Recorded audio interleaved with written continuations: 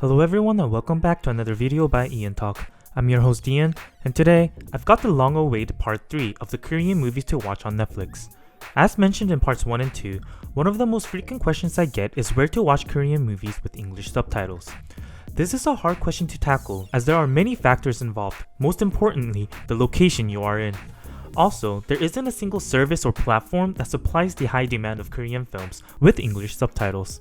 I personally watch Korean movies on Netflix, if not in theaters. The Korean Netflix has lots of great movies, but majority of it won't be available if you're not using the Korean Netflix server. And to make matters worse is the fact that most of the movies available on the Korean Netflix don't provide English subtitles. Thus, I've made a list of K-movies on the Korean Netflix server that do have English subtitles, and you guys can watch these movies using a VPN service. I don't have a particular VPN service I recommend, but there are a ton of VPNs out there, so you can choose the one of your liking and access the Korean Netflix through that. Be sure to check out parts 1 and 2 of the Korean movies to watch on Netflix videos, as I won't be mentioning the movies mentioned in those videos in this one. As with the previous episodes, this list will be in alphabetical order and not by my likings or ratings. Also, I've got the movie reviews for all the movies on this list, so be sure to check those out as well for more details, linked in the descriptions. Okay then, let's get into today's video of part 3 of Korean movies to watch on Netflix. The first movie of this list is the most recent Korean movie released on Netflix at the time of recording, Alive. Directed by Cho Il-young, who had his feature film directorial debut with this movie, Alive is a thrilling zombie action film that starred Yoo Ah-in and Park Shin-hye. The synopsis of the movie is as follows. A city is lost in chaos as an unidentified disease spreads and the people start to show very aggressive behavior. Chunu wakes up not knowing anything about what's going on outside and finds himself alone in his home. His phone's data, Wi-Fi, texts, calls are all cut and there's no way of getting in contact with his family. With the ongoing chaos outside, Chunu cannot leave his apartment and must find a way to survive on his own. Just when he finds himself on the brink of giving up, he receives a signal from another survivor in the apartment complex. He finds that Yubin is also a survivor and the two try to find a way to stay alive together. Next, the number 2 Korean movie available on Netflix is the 2019 released film, The Divine Fury. Directed by Kim Joo-won, who also directed the great comedy Midnight Runners, The Divine Fury is a mystery action film with elements of fantasy and horror and starred the likes of Park Seo-joon, An Sung-gi, and Woo Do-hwan.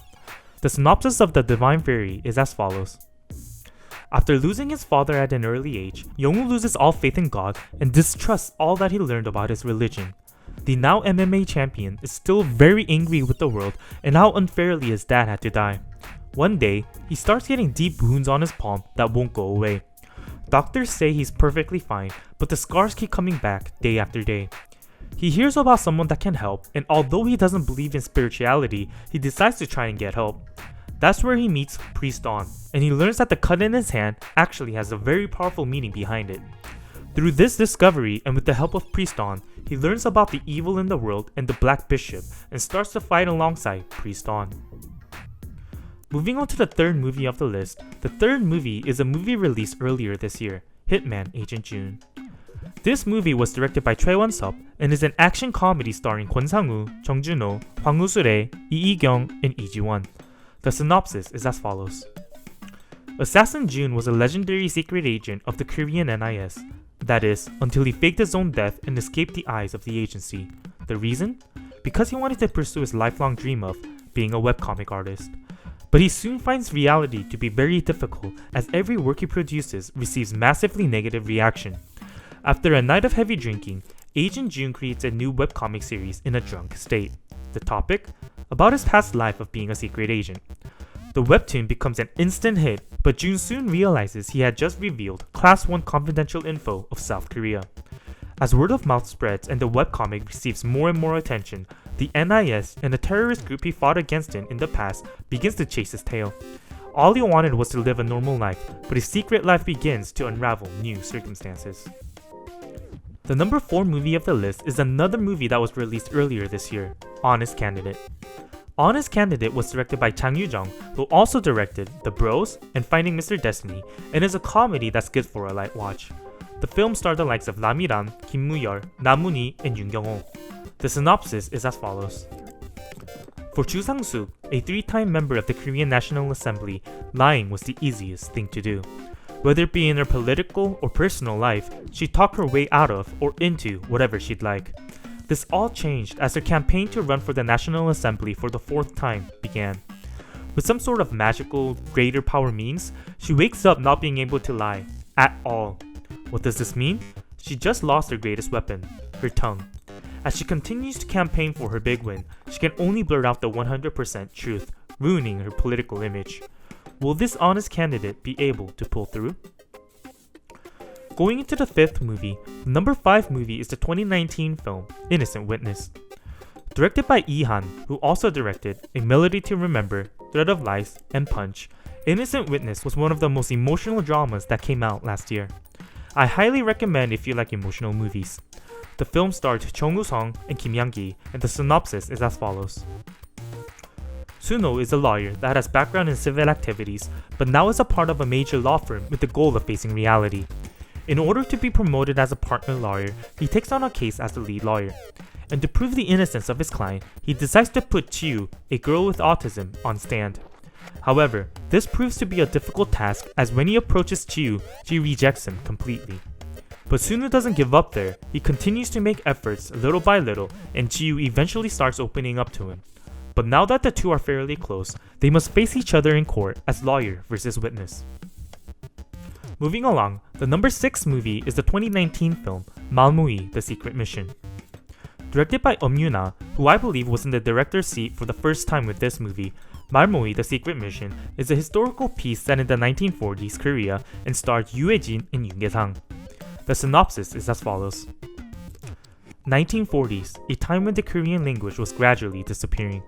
After recently being fired from his job at the movie theaters, Pansu resorts to pickpocketing to pay for his son's tuition.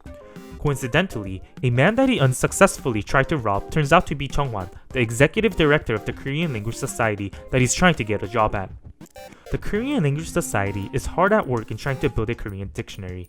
Thus, the director is very hesitant in hiring an ex-convict. Plus, Pansu is illiterate.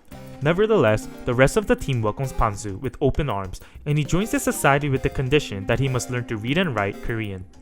A man that didn't understand why words, instead of money, should be collected begins to learn the importance of the Korean language as he learns how to read.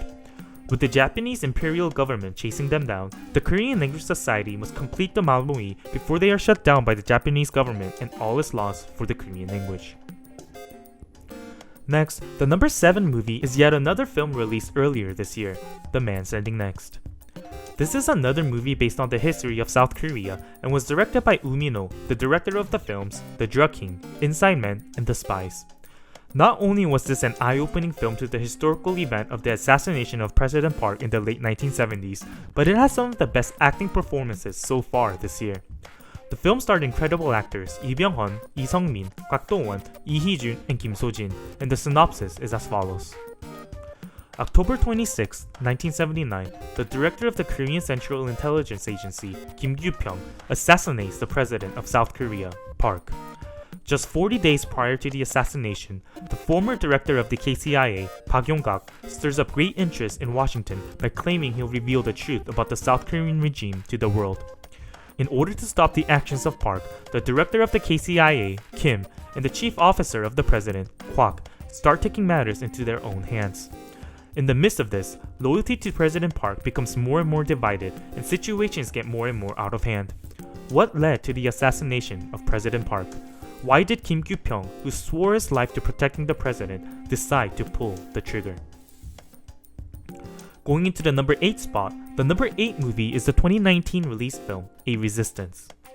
Directed by Cho Min-ho, who also directed A Million, A Resistance is another historical piece that's a must-watch if you would like to learn more about the history of South Korea. Starring the likes of Go Ha-sung, Kim Se-byuk, Kim Ye-eun, Chung Ha-dam, and Yu Kyung-soo, this movie is mostly in black and white, but this really sets the tone of the film. The synopsis of A Resistance is as follows. Following the March 1st movement of 1919, Yu Kwan-soon is arrested and put into the Southern Moon prison by the Japanese authorities. She, alongside many other women, are forced to live in terrible conditions inside an extremely small prison cell. With a very minimum amount of food and necessities, it is nearly impossible for the prisoners to survive in the harsh environment. However, the ladies of prison cell number 8 don't lose hope, as they believe although their physical bodies may be locked up, their souls are free. The second to last film on the list is the 2019 movie Tazza, One-Eyed Jack. This movie was directed by Kwon Wang, who also directed Collective Invention and is a crime drama starring the likes of Park Jung-min, Lee Seung-bum, Choi Yoo-ah, and Lee Kwang-soo. This is the third film of the Tazza series, and although it wasn't as good as the first two, I still thought it was a fun watch. The synopsis of Tazza, One-Eyed Jack is as follows. Il-chul, the son of the legendary Tazza, Sparrow, is a student that has no interest in studies, yet takes after his father in that he's an extremely talented poker player. Il-chul comes across Madonna at a poker table and falls deeply for her. However, he learns how bitter poker can be, as his attraction towards Madonna leads him to falling for a trap laid out by a hustler. After losing all his money and pride, Il-chul is hanging by a thread. That is, until an unidentified Tazza, Egu, comes in to save him. Egu gathers various Tazzas from around the nation and strategizes a plan to collect a massive amount of money through poker. The One-Eyed Jack team begins a project that'll change their lives forever. And finally, the last movie of Korean movies to watch on Netflix Part 3 is the relatively recent film, Time to Hunt. Time to Hunt was directed by Yoon Sung-yeon, who also directed Bleak Night, and is a crime action thriller that had one of the best cast lineups. The film starred Lee Jae-hoon, An Jae-hong, Choi Woo-sik, Park Jung-min, and Park Hae-soo, and because of the cast, I was very excited for the movie. However, the movie was delayed several times due to the pandemic earlier this year and was eventually released on Netflix without having a theatrical release. The synopsis of Time to Hunt is as follows. Recently released from prison, Jun-seok and his best friends Chang-ho and Ki-yoon, as well as Sang-soo, plan a dangerous operation in order to escape from the dystopian society and to start a new life. Just when they thought they had successfully completed their operation, an unknown man starts to chase after the boys. Will the four friends be able to get away from the chaser and attain that new dream life they were hoping for? And that concludes today's video on part 3 of Korean movies to watch on Netflix. Remember, as with parts 1 and 2, these movies weren't in the order of my liking, but in alphabetical order. Also, these movies are available on the Korean Netflix at the time of recording, so mid-September of 2020. The availability of the movies may change as time goes on, so be sure to watch them before they become unavailable on Netflix. I'd love to hear which movies you will be watching, so please comment down below which ones you're interested in. If you would like another video of Korean movies to watch on Netflix, please let me know by liking this video and commenting down below, and I'll make a part 4.